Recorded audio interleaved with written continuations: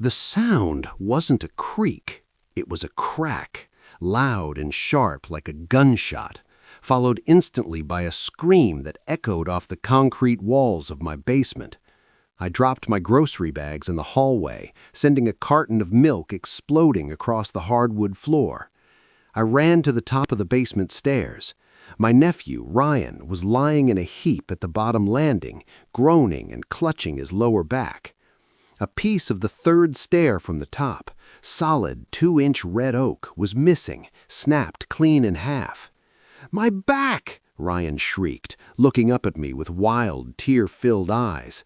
"I can't feel my legs! The stair, it just gave way! Oh God, it hurts!" "Don't move," I shouted, my hand already fumbling for my flip phone to dial 911. "Stay still, Ryan." 10 minutes later, the EMTs were strapping him onto a backboard. His neck was in a brace.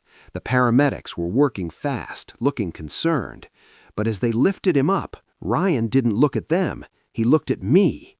The pain on his face seemed to vanish for a split second, replaced by a cold, calculating sneer. "You're gonna pay for this, old man," Ryan hissed, loud enough for the EMTs to hear. "I told you this house was falling apart. Negligence. This is gross negligence. I'll sue you for every penny you have." They wheeled him out to the ambulance, sirens wailing. I stood alone in my hallway, staring at the empty space where the stair tread used to be. I walked slowly down the remaining steps, avoiding the gap. I picked up the broken piece of wood lying on the concrete. I ran my thumb over the grain. I installed these stairs myself in 1985. I used kiln-dried red oak, secured with 3-inch lag bolts and construction adhesive. You could park a truck on these stairs. Wood like this doesn't just snap under the weight of a 160-pound man, not unless someone helped it along. I turned the piece of wood over. On the underside, hidden from view by the riser, there was a faint, jagged line. It cut through 80% of the timber, leaving just a paper-thin layer on top. It wasn't rot, it wasn't termites, it was a kerf mark, the distinct clean cut of a reciprocating saw. My nephew hadn't slipped. He set a trap, and he had just launched himself into it willingly, aiming to turn my homeowner's insurance policy into his personal lottery ticket. But Ryan forgot one thing. He wasn't dealing with a senile old homeowner. He was dealing with a master carpenter, and I know the difference between a break and a cut. If you can't stand lazy people who try to steal what honest men built, hit that like button, subscribe to the channel. Let's dismantle this scam board by board. My name is Arthur Miller. My friends call me Art, but most people on the job site just called me the foreman. I spent 45 years in construction, specializing in framing and finish carpentry. I've built churches, libraries, and half the suburban houses in this county. I come from a generation that measures twice and cuts once. We didn't use nail guns, we used hammers. We didn't check levels with a laser, we used a plumb bob and a water tube. I built this house with my own 2 hands 40 years ago. Every stud, every joist, every rafter was placed by me. It's solid as a rock. It survived Hurricane Sandy without losing a shingle. It's my pride and joy, and it was supposed to be the place where my wife Betty and I grew old together. Betty passed 5 years ago, congestive heart failure. It happened quiet-like, in her sleep. The house felt too big after that. The silence was heavy. I kept myself busy with projects, refinishing the deck, fixing fences for the neighbors. I lived a quiet life. My pension and Social Security covered the bills, and my house was paid off. I had peace. Then came the phone call. It was 6 months ago. My late sister's son, Ryan. I hadn't seen the kid in years, not since he skipped Betty's funeral because he overslept. He was 32 years old, unemployed, and apparently evicted from his apartment. "Uncle Art," he had sobbed over the phone, "I have nowhere to go. It's just for a few weeks, just until I get back on my feet. Mom would have wanted you to help me." He played the mom card. My sister was a saint, God rest her soul, but she had a blind spot a mile wide when it came to Ryan. She spoiled him rotten. But she was family, and in my book, family helps family. 2 months, I told him. You can take the basement suite. It has a separate entrance and a bathroom, but you follow my rules. No smoking, no loud noise after 10, and you look for job every single day. "I promise, Uncle Art," he said. "I'll be the best roommate you ever had." That promise lasted exactly 3 days. Ryan moved in with 2 garbage bags of clothes and a 70-inch TV that cost more than my first truck. He didn't look for work. He slept until noon. He left pizza boxes stacked in the hallway. He parked his rusted-out Honda in the middle of my driveway, blocking my truck. I tried to be patient. I reminded him about job fairs. I circled ads in the paper for him. "I'm looking online, old man," he'd snap, staring at his phone. "That's how the world works now. Nobody reads the paper." By month 4, I wanted him out. I told him he had to leave by the 1st of the month. He threw a fit. He punched a hole in the drywall of the basement hallway. I fixed it the next day, shaking my head. I should have kicked him out then, but I felt guilty. I kept thinking of my sister. Then, about a week ago, the tone changed. Ryan stopped arguing. He stopped sleeping all day. He started asking strange questions. He found me in the garage when I was sharpening my chisels. He was holding a beer, leaning against the workbench. "So, Uncle Art, this house, it's worth a lot, right? Like fully insured?" "It's insured," I grunted, not looking up. "And like liability," he pressed. "If someone gets hurt on the property, does the insurance cover that? Like if a delivery guy trips or something?" I put the chisel down. I looked at him. "Why do you ask, Ryan?" He shrugged, offering a grin that didn't reach his eyes. "Just curious, making sure you're protected. Old houses, things break. Can't be too careful." "Things don't break in this house," I said firmly. "I built it." Yeah, he waved a hand dismissively. "But wood rots, nails rust, nothing lasts forever." I watched him walk back inside. I remember feeling a cold prickle on the back of my neck. I chalked it up to annoyance. I didn't realize he wasn't making small talk. He was doing recon. He was casing the joint. But the final straw came 3 days ago. I was taking out the recycling, and I saw a box in Ryan's trash can, the separate one he kept by the basement door because he was too lazy to walk to the main bins. It was a long, thin cardboard box. The picture on the side showed a reciprocating saw, variable speed.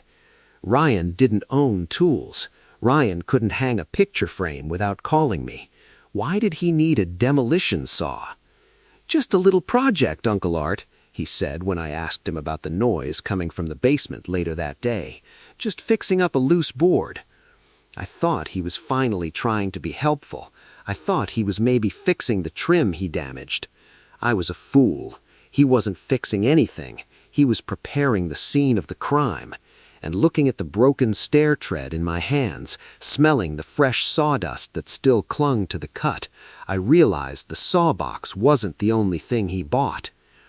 The silence in the house after the ambulance left was heavier than the oak beam I was holding.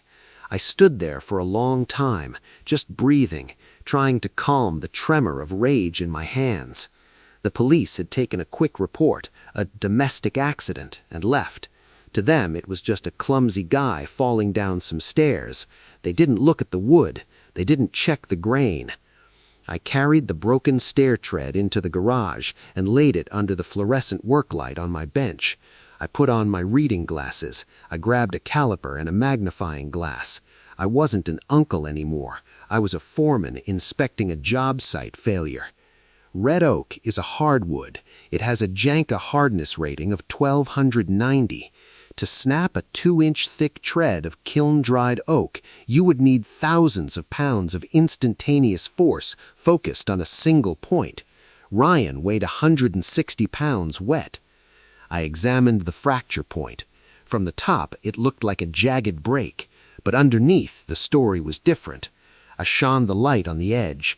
The break was clean and smooth for exactly 1.5 inches of the wood's thickness. I could see the distinct rhythmic scoring marks left by a serrated blade, a metal-cutting blade, probably chosen because it has finer teeth and makes a cleaner, thinner cut than wood blades. "You measured it," I whispered to the empty garage. "You measured exactly where your foot would land." He had cut the stair from underneath, leaving just a 1/4 inch of wood intact on top, enough to hold the weight of the cat maybe, or hold together if looked at casually. But the moment a human adult put their full weight on that specific step, gravity would do the rest. He didn't slip. He triggered a deadfall. I felt sick. This wasn't just laziness or greed. This was sociopathy. I walked out the side door into the cool evening air. The separate garbage cans for the basement apartment were lined up against the siding. Ryan usually let them overflow until the raccoons got into them. I lifted the lid of the general waste bin. It smelled of stale beer and rotting pizza. I put on a pair of thick work gloves. If Ryan was planning a heist this big, he wouldn't leave the plans on the coffee table. He'd bury them. I sifted through the trash.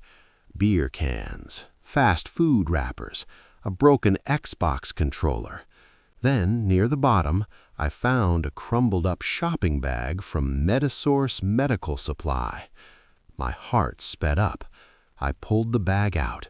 Inside was a receipt. The date on the receipt was Tuesday. Today was Friday. He bought the items 3 days before the accident. I smoothed the receipt out on the hood of my truck. 1X adjustable cervical collar, neck brace, $45. 1X aluminum cane, $30. 1X lumbar support brace, $55. He didn't buy these items for recovery. He bought them for the performance. He went shopping for his costume before the curtain even went up. "Hey, Art!" I jumped, stuffing the receipt into my pocket. I spun around. It was Brenda from next door. She was standing at the fence line, holding her gardening shears like a weapon. Brenda was a retired ER nurse and the self-appointed neighborhood watch captain. Nothing happened on this street without Brenda logging it. "I saw the ambulance lights," she said, peering over the fence. "Is he dead?" "No, Brenda." I walked over to the fence. "He fell down the basement stairs. Claims his back is broken." "Huh," she grunted. "Broken back, my foot. I saw him this morning carrying a keg of beer in from his car on his shoulder. He moved fine then." "You saw him this morning?" I asked. "Sure did." She pointed to the corner of her garage. "And my Ring camera saw him too. That boy is trouble, Art. I told you that when he parked on my petunias last month." A light bulb went off in my head. Brenda's garage camera angled across my driveway to capture the street. It would see the basement entrance. "Brenda," I asked, trying to keep my voice calm, "can your camera record sound?" "Video and audio." She tapped her ear. "Cloud storage." "Why?" "Can we look at the footage from Tuesday around noon? That's when he must have brought the saw in." Brenda's eyes narrowed. She sensed the game was afoot. "Come inside. I'll put on the coffee." 10 minutes later, we were sitting at her kitchen table, staring at her iPad. We scrolled back to Tuesday. 12:15 p.m. Ryan's rusted Honda pulled into the driveway. He got out. He looked around furtively, checking the windows of my house to make sure I wasn't watching. Then he opened his trunk. He didn't take out groceries. He took out a long rectangular box. "Pause," I said. Brenda froze the frame. I zoomed in. It was the Sawzall box. "Okay, play." We watched him hustle the box into the basement door, but that wasn't the damning part. The damning part came 3 hours later, at 3:30 p.m. Ryan came back out of the basement. He was holding the saw, now out of the box, and a shop vac. He shook the filter of the vacuum out into the bushes, dumping the sawdust evidence outside so I wouldn't find it on the floor. But then his phone rang. He put it on speaker as he walked to his car. The audio on Brenda's camera was surprisingly crisp. "Yo, Simon," Ryan's voice tinny but clear. "Yeah, it's done. I prepped the step. It looks natural. No, the old man is clueless. He thinks I'm fixing shelves. Yeah, $300K is the policy limit. I'm doing the fall Friday. He gets groceries on Fridays. Relax, I practiced the landing on a mattress. Just have the papers ready." I sat back in the chair. The air left my lungs. "$300K?" Brenda whispered, looking at me with horror. "You're not just suing you, Art. You're trying to clean you out." "I'm working with a lawyer named Simon," I said, standing up. "He planned the date. He practiced the fall. It's a conspiracy." "What are you going to do?" Brenda asked. "Call the police?" "Not yet," I said. "If I show them this now, they arrest him. He spends a night in jail, makes bail, and disappears. Or worse, he claims he was joking. I need to crush this claim so hard that no lawyer will ever touch him again. I need to get Simon in the room." I walked back to my house. The lights were off. It felt violated. My sanctuary, the home I built with Betty, had been booby-trapped by my own flesh and blood. I sat in my leather recliner in the dark, holding the broken piece of oak in my lap like a weapon. I waited. At 8 p.m., the phone rang. It wasn't a hospital telling me Ryan was being released. It was an unfamiliar number. "This is Arthur Miller," I answered. "Mr. Miller, my name is Simon Leach, attorney at law. I represent your nephew, Ryan. I am calling to inform you that we are preparing to file a petition to freeze your assets pending litigation for gross negligence resulting in catastrophic spinal injury."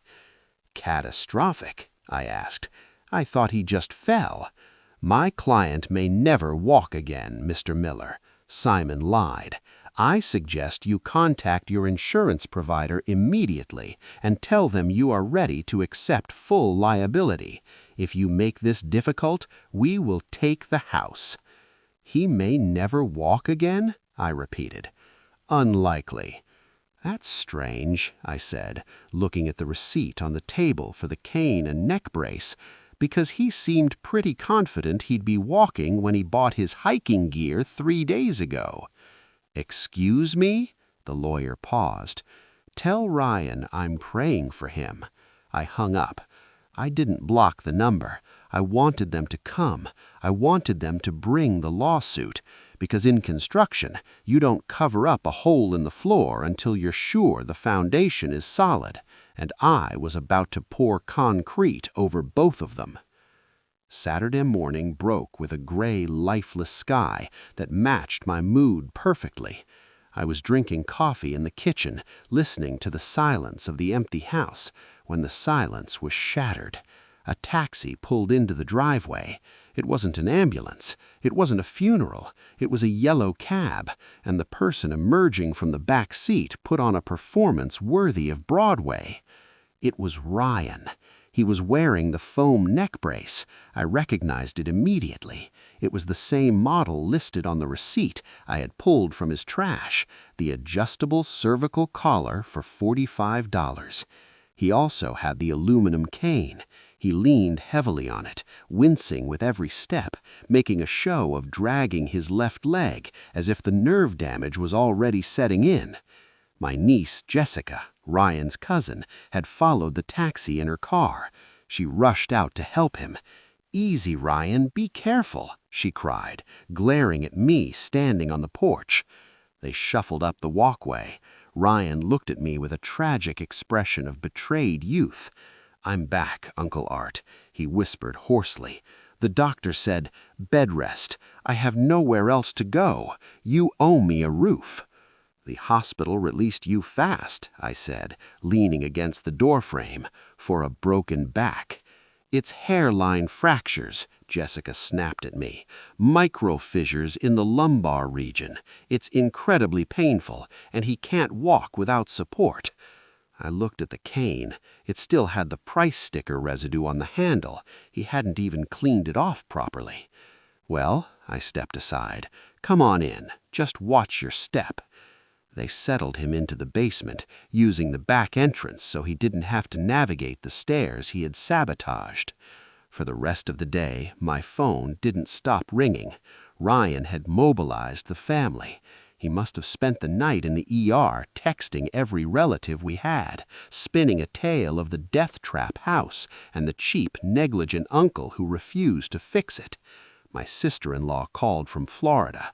"Arthur, how could you? He's a boy. You promised to take care of him." My cousin Mike called. "I heard you had dry rot in the stairs. You're a carpenter, Art. That's inexcusable." I didn't argue. I didn't defend myself. I couldn't tell them the truth yet. If I told the family that Ryan had sawed the stair himself, they would call me a liar. They would say I was victim-blaming to save my insurance rates. I had to let them hate me. It was part of the foundation I was pouring. But there was one piece of the puzzle I still kept to myself, a secret weapon that Ryan didn't know I possessed. While he was playing the victim downstairs, demanding that Jessica fetch him ice packs and soda, I went up to the attic. I dug out my old forestry inclinometer. It's a tool we use to measure slopes and angles. Ryan claimed he fell because the step gave way, but the physics of his fall, where he landed versus where the step broke, didn't add up. To avoid a protracted jury trial that could result in the forfeiture of your personal assets and home, Mr. Ryan requests an immediate settlement of the maximum policy limit of your homeowner's insurance, $300,000, plus $50,000 for pain and suffering to be paid personally. They wanted my nest egg. They wanted the house my wife and I built. At the bottom of the letter, there was a demand for an immediate deposition and inspection. They wanted to come to the house, inspect the stairs, and take my sworn statement. They wanted to bully me in my own dining room into signing the check. I picked up the phone. I dialed the number on the letterhead. "Leach and Partners," a receptionist answered. "This is Arthur Miller," I said. "Put Simon on." A moment later, the oily voice returned. "Mr. Miller, I trust you received our demand. I hope you're ready to do the right thing." I read it. I kept my voice flat, sounding beaten. $300,000 is a lot of money, Mr. Leach. I don't know if I can fight this." "Fighting would be unwise," Leach purred. "We have the medical reports. We have the photos of the rot. A jury loves an injured young man, Mr. Miller. They don't look kindly on slumlords." "I'm not a slumlord," I said. "I'm just a carpenter."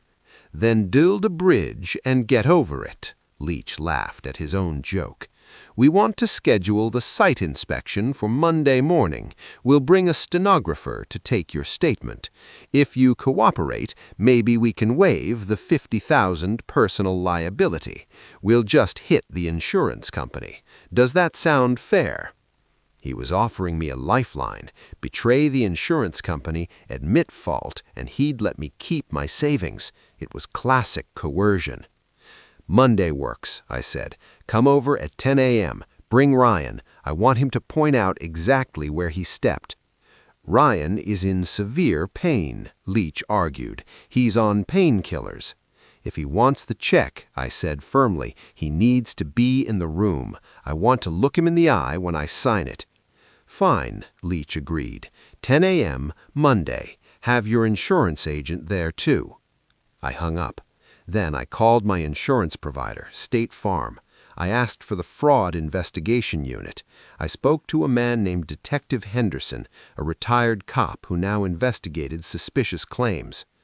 "Mr. Miller," Henderson said after I explained the situation, "you understand that if you admit fault on Monday, we have to pay out. Why are you inviting them over?" "I'm not admitting fault," I told him. "I'm setting a trap, but I need you to be there. I need you to bring a forensic engineer, and I need you to hide in my kitchen until I give the signal." "Mr. Miller, this is highly irregular. If the stair really was rotten—" "It wasn't rotten," I cut him off. "It was murdered. Just be here, Henderson, and bring handcuffs, because you're going to catch a big fish." I spent the rest of Sunday preparing the house. I sent Jessica home, telling her I needed quiet time to pray. Once the house was empty, except for the rat in the basement, I went to work. I didn't fix the stair. I left the gaping hole exactly where it was. But I went to the garage and retrieved the Sawzall receipt, the neck brace receipt I fished from the trash, and the flash drive with Brenda's video footage. I put them all in a manila envelope. Then I took the broken piece of oak stair tread, the smoking gun. I didn't want it just sitting on the table. I wanted it to be the center of attention. I went to my wood shop. I sanded the edges of the break slightly, not to hide the evidence, but to clear away the splinters so the saw marks were crystal clear. I applied a coat of mineral oil to the underside cut. The oil made the fresh, raw wood of the saw cut pop against the aged finish of the rest of the board. It made the crime shine. I placed the broken board in the center of the dining table, resting on a velvet cloth like a museum exhibit. That night, I tried to sleep, but the thumping of bass from the basement kept me awake. Ryan was listening to music, hip-hop, loud. "My back is broken," I whispered to the ceiling, mocking his voice. Someone with hairline fractures in their spine doesn't tap their foot to the beat. Someone in agonizing pain doesn't laugh on the phone at 2 a.m. I lay there staring at the cracks in the plaster ceiling I hand-troweled 30 years ago. He thought I was weak. He thought I was just an old man occupying space in his future house. He didn't understand that a house stands only as long as its framing holds. And tomorrow, I was going to pull the load-bearing wall out right from underneath him. Monday morning arrived with the tension of a storm front moving in. At 9:45 a.m., Detective Henderson from State Farm arrived through the back door. He wasn't wearing a uniform. He wore a gray suit and carried a briefcase that looked boringly corporate, but his eyes were sharp. He looked like a man who had seen every scam in the book. "Where do you want me?" Henderson asked, scanning the dining room. "The pantry," I said, pointing to the lurid doors next to the fridge. "You can hear everything from there. Don't come out until I say the word termites." "Termites?" Henderson raised an eyebrow. "You'll understand," I said. He slipped into the pantry. I stood alone in the dining room. On the large oak table, I had laid out a singular display. The broken stair tread sat in the center on a velvet cloth.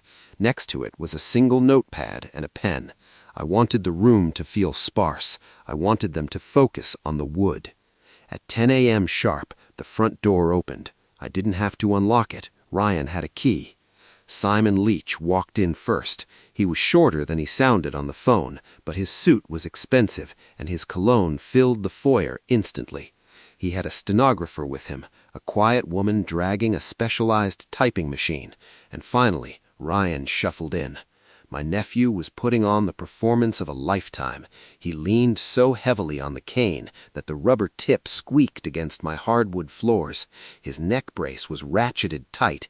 He grimaced with every step, letting out small, pitiful groans. "Mr. Miller," Leach said, bypassing a handshake and tossing his briefcase on the table, "this is the court reporter, and you know the victim." "I know my nephew," I corrected him. "Hello, Ryan. How's the back?" "Agony," Ryan wheezed, not looking me in the eye. "Constant agony, Uncle Art." "Sit down," I said, gesturing to the chairs. They sat. Leach looked at the broken piece of wood in the center of the table. He reached out and tapped it with a manicured fingernail. "Exhibit A," Leach sneered. "Dry rot? Insect damage? It's pathetic, really. A man of your experience letting his home decay. It's a miracle he wasn't killed." "It's not rot," I said calmly, "but we'll get to that. We're here to settle," Leach opened a folder. The insurance adjuster is on the phone conference line. All we need is your statement on the record admitting that you failed to maintain the property. Once we have that admission of negligence, the check gets cut, and Ryan gets the surgery he needs. Surgery? Ryan whispered, grabbing his lower back. Spinal fusion. The doctor said I might need titanium rods. I looked at him. I remembered the hip-hop music thumping from the basement at 2 a.m. Titanium rods. The audacity was breathtaking. Start the machine, Leach ordered the stenographer. The woman began typing. The soft click-clack of the keys was the only sound in the room. Arthur Miller, Leach began, using his lawyer voice. Do you acknowledge that on Friday, October 24th, your nephew fell down the basement stairs due to a structural failure of a wooden tread? I leaned forward. I acknowledge that the stair broke, but before I admit fault, I want to hear the story. I want to hear it exactly how it happened, for the record. Leach rolled his eyes. He slipped, the step broke, he fell down. It's simple. I want to hear it from him. I pointed a calloused finger at Ryan. Ryan, walk me through it. Where were you stepping? How did you land? Ryan shifted in his chair. He looked at Leach for confirmation. Leach nodded. Go ahead, tell him. Ryan took a breath, getting into character. I was going downstairs to get laundry, he began, his voice shaky. I stepped on the third step. I put my weight on it, and snap, it just crumbled. My foot went through. I lost my balance. I fell backwards, tumbling all the way down to the concrete. I landed flat on my back. You landed flat on your back? I repeated. At the bottom landing? Yes, Ryan said. I hit the concrete hard. That's why my spine is fractured. And you didn't jump? I asked. Jump? Ryan looked offended. Why would I jump? I was falling. Good. That's on the record. I stood up. You see, Mr. Leach, I've been a carpenter for 45 years. I understand physics, and I understand wood. I reached out and picked up the broken stair tread. I held it up to the light. I turned the board over to reveal the underside. This is red oak, I said, my voice hardening. It doesn't crumble, and it certainly doesn't rot in a dry basement. I traced the line of the break. Do you see these marks, Mr. Leach? These rhythmic, parallel scratches inside the break? Leach squinted. He stopped smiling. Those are kerf marks, I explained, made by a metal-cutting blade on a reciprocating saw. This board wasn't rotten. It was cut. Someone sawed through 80% of this tread from underneath, leaving just enough wood to hold it together until someone stepped on it. Ryan's face went pale. That's a lie! You did that! You're trying to frame me! Am I? I reached into the manila envelope I had placed under my chair. I pulled out a photograph. It was a still frame from Brenda's security camera. Here is a photo of Ryan entering my home on Tuesday at 12:15 p.m. He is carrying a box, a brand new Sawzall. I pulled out the second photo. And here is Ryan leaving at 3:30 p.m., shaking sawdust out of a vacuum cleaner into my hydrangea bushes. Objection! Leach shouted, standing up. This is ambush tactics. We didn't agree to this evidence. This isn't a courtroom, Simon, I said, dropping the formal act. It's my dining room, and I'm not done. I pulled out the crumpled receipt. Ryan says he needs spinal surgery. He says he was crippled on Friday. So why, pray tell, did he buy a neck brace and a cane on Tuesday, 3 days before the accident? I slammed the receipt onto the table. Store number 404, transaction time 11:42 a.m., paid in cash. Ryan looked like he was going to vomit. He tried to stand up, forgetting his fake injury, and moved far too quickly for a man with a broken back. This is bullshit. Let's go, Simon. He's crazy.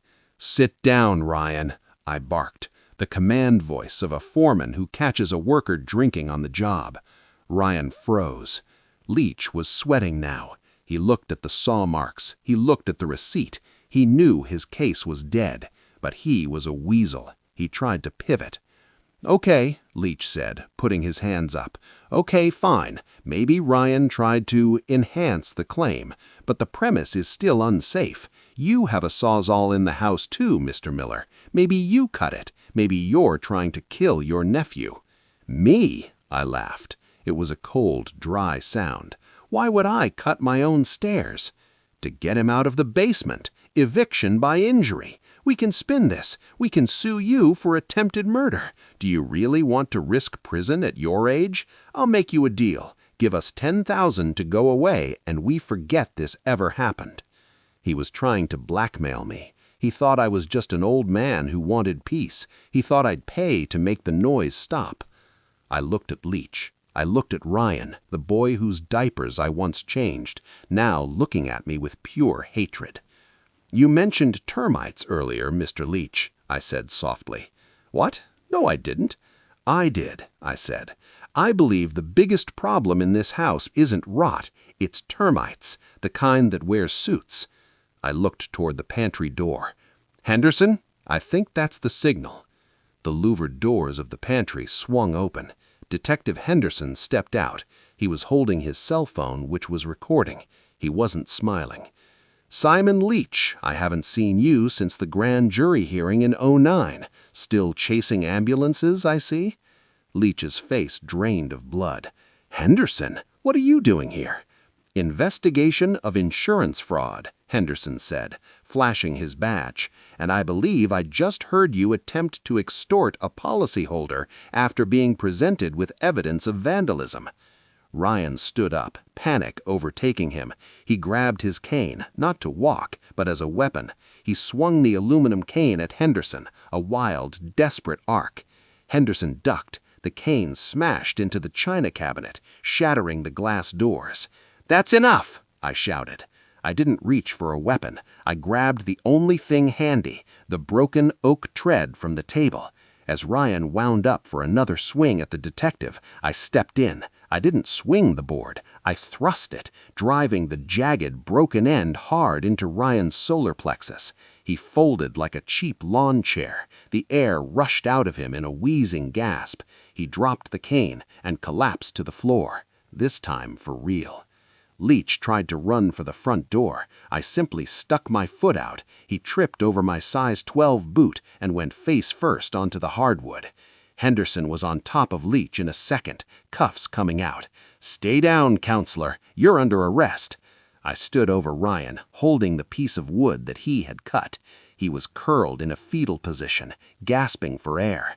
"You wanted to break the house, Ryan?" I tossed the wood down next to him. "The house just broke you." The silence returned to the house, but it didn't feel peaceful. It felt like the heavy, ringing silence you hear after a gunshot. Detective Henderson waited in the foyer while two uniformed officers hauled Ryan and Simon Leach out the front door.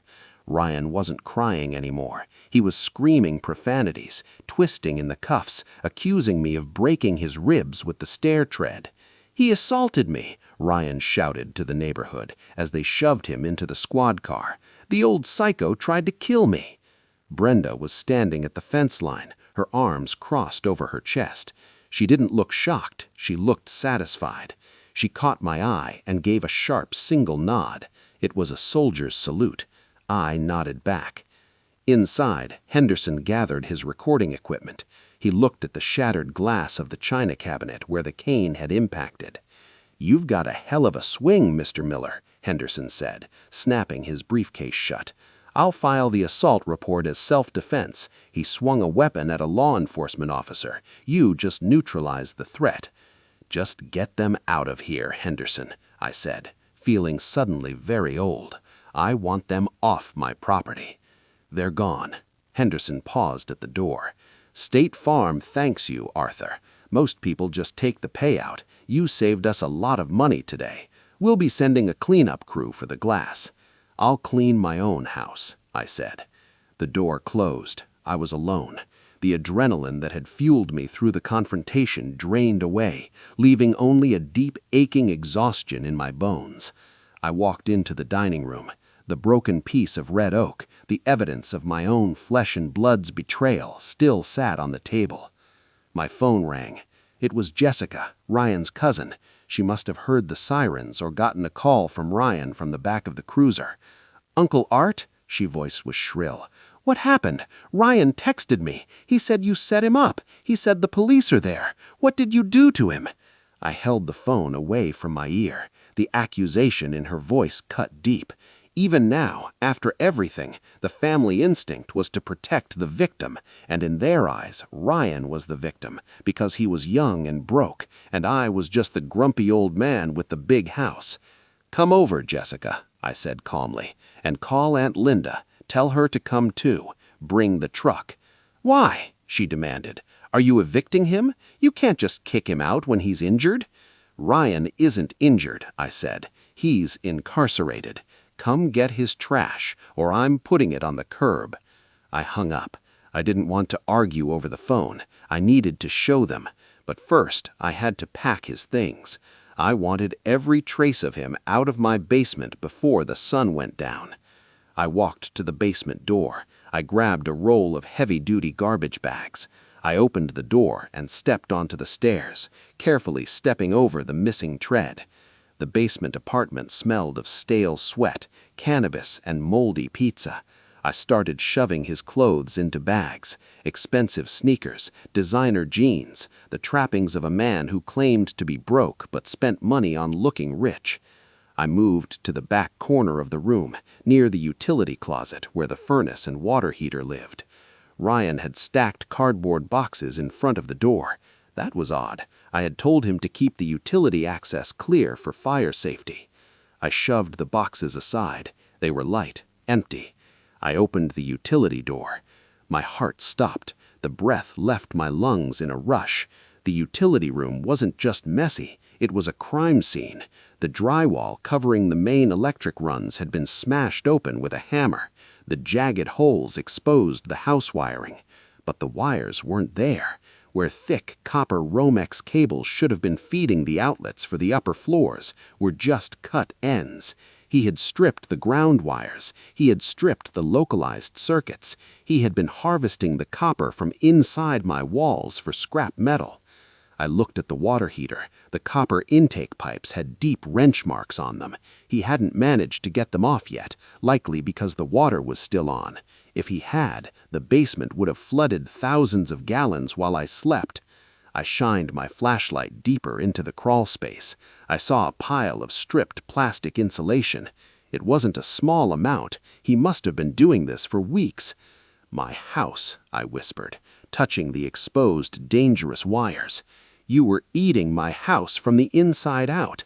He wasn't just running an insurance scam. He was a termite, a parasite. He didn't care if the house burned down from an electrical short. He didn't care if I died in the fire. He was willing to turn my legacy into a pile of ash for a few $100s in scrap metal. The rage that surged through me wasn't hot this time. It was cold. It was the absolute final severance of any tie I felt towards him. I went back upstairs. I heard cars pulling into the driveway, doors slamming, voices raised. Jessica was here, and my sister-in-law, Ryan's aunt. They were storming up the walkway, ready to tear me apart, ready to defend their poor, misunderstood Ryan. I walked to the front door.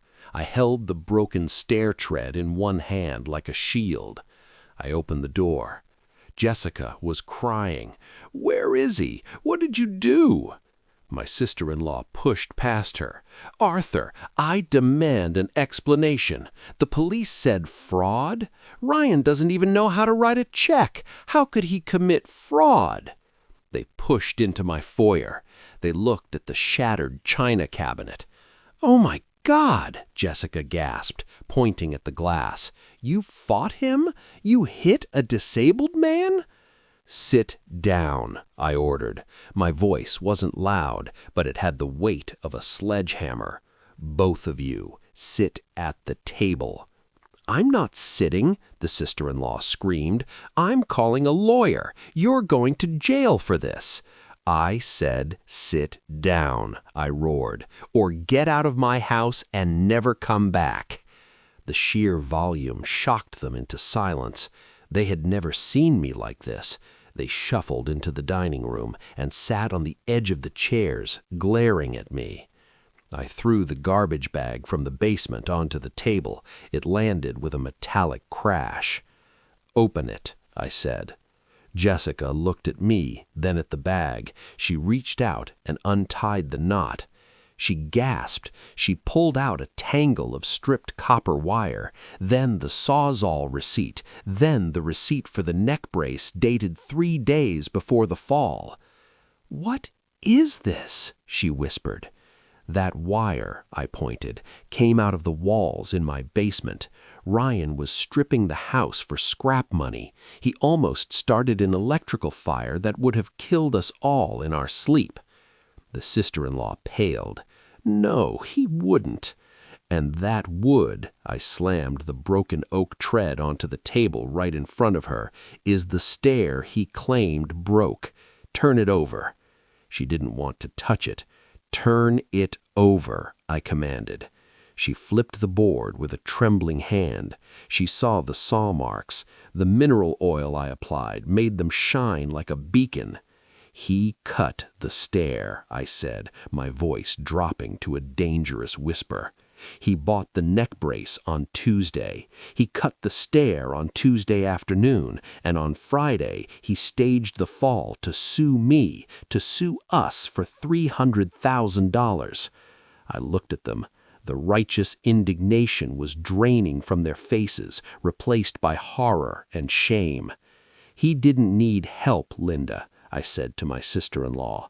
"He needed an accomplice, and when he couldn't find one, he decided to make me a victim."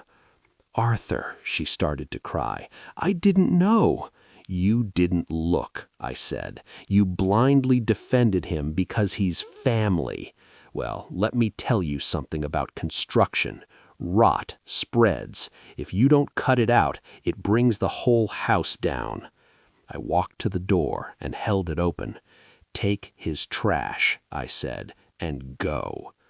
They didn't argue anymore. My sister-in-law took the bag of stripped copper, dragging it across the floor like it weighed 1,000 pounds. Jessica took the bag of Ryan's clothes. They walked out of my house with their heads down, humiliated by the undeniable physical weight of the truth. I watched them load the evidence of Ryan's betrayal into the trunk of Jessica's sedan. They drove away without waving. I closed the front door and locked the deadbolt.